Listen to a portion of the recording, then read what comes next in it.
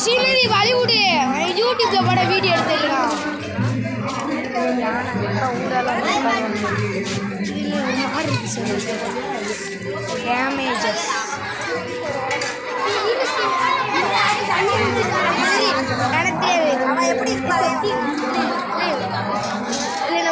நம்ம மேட்ச் பொங்க வைக்கிற இடத்த கண்டுபிடிக்க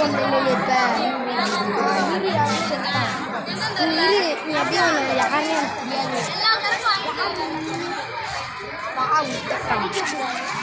நடிக்க போறியா?